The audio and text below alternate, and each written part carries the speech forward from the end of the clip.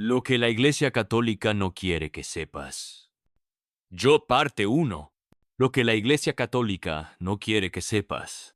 Durante siglos, millones han seguido sus rituales. Han venerado imágenes, encendido velas, repetido oraciones, sin saber que la historia que les contaron no fue la historia completa. Muchos creen que la Iglesia Católica fue fundada por Jesús. Pero ¿y si te dijera que no fue así? ¿Y si te mostrara que lo que comenzó con un carpintero humilde terminó convertido en un imperio político? Cuando el movimiento de Jesús.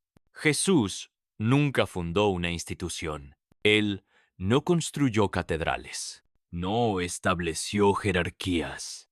No coronó papas.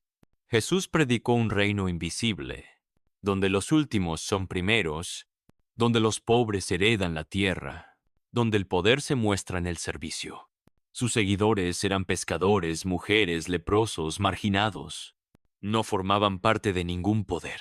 Fueron perseguidos, encarcelados, asesinados. Pero algo cambió. De la cruz al trono. En el siglo IV, el emperador Constantino Pagan, convertido en estratega, vio en el cristianismo una oportunidad política. No se convirtió por convicción, sino por conveniencia. Y así nació el cristianismo imperial. En el año 313, con el Edicto de Milán, el cristianismo dejó de ser perseguido para convertirse en la religión oficial del imperio. Y lo que era un movimiento espiritual se volvió una maquinaria de poder. Nacimiento de una iglesia política. En el año 325, en el Concilio de Nicea, Constantino reunió obispos de todo el imperio, no para adorar, sino para uniformar. Allí se definió qué libros serían parte del canon, qué creencias serían consideradas ortodoxas y cuáles serían eliminadas como herejía. Muchos textos antiguos fueron suprimidos. El Evangelio de Tomás, el de María, el de Felipe, porque hablaban de un Jesús más interior, más libre, menos institucional. La fe fue reducida a dogmas, la espiritualidad reemplazada por rituales. Pedro y el primer papa. ¿Mito o verdad?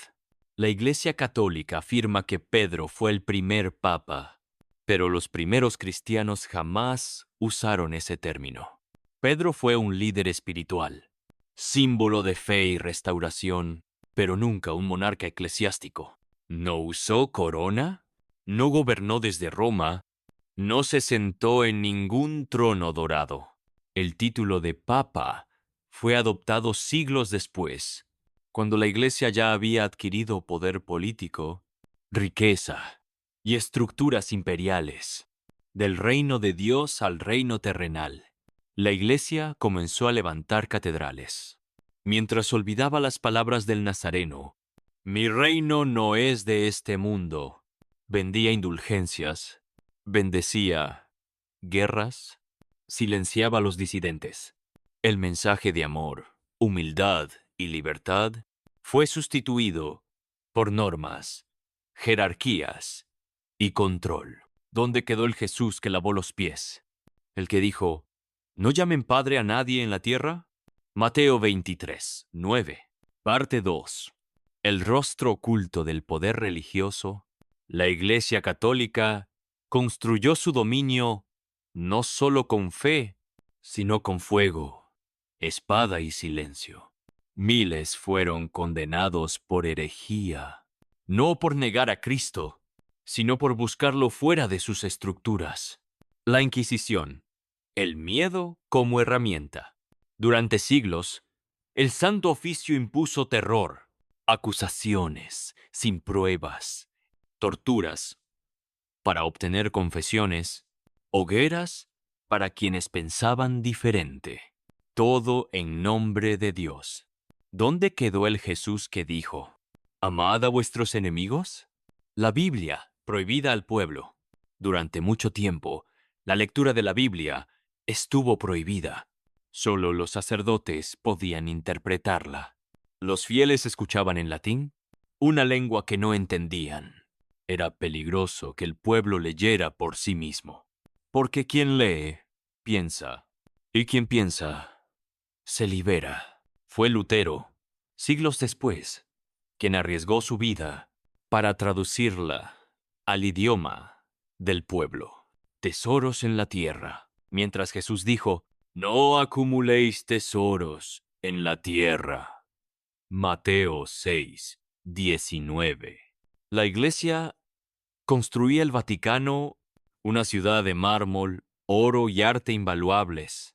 Mientras Cristo anduvo sin lugar para recostar la cabeza, los papas vivieron rodeados de lujo, poder y alianzas políticas. ¿Ese era el plan original? El Jesús original. Jesús no vino a fundar una institución religiosa. Vino a restaurar la conexión directa con el Padre, a romper el velo, a decirnos, el reino está dentro de vosotros. Lucas 17:21.